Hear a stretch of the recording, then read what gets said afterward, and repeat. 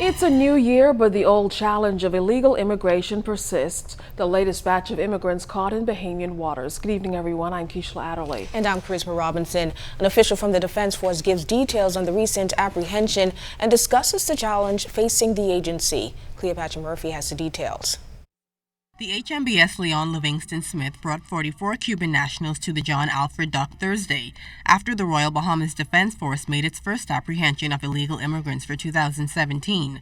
The group, consisting of 38 men and 6 women, were apprehended Tuesday.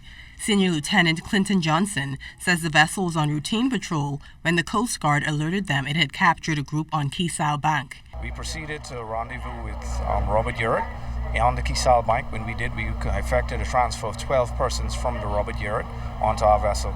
At that time, we conducted a search of the quay, Anguilla Keys, and we located 8 more persons, Cuban nationals, on board the quay.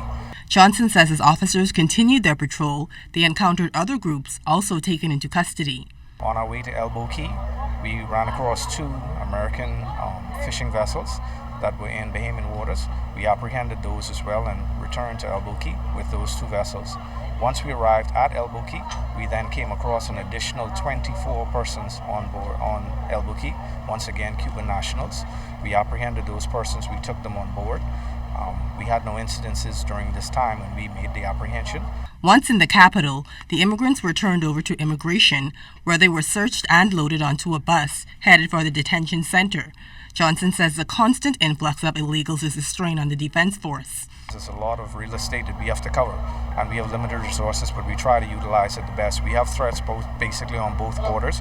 We have Haitians coming up from the south. We have Cubans that are moving in from the eastern side. So to cover that amount of real estate with the vessels that we have, it's a constant challenge. Johnson says the group is expected to be deported. Up to November 2016, immigration officials reported that some 6,422 foreigners were apprehended, while 225 were released. Cleopatra Murphy, ZNS Network News.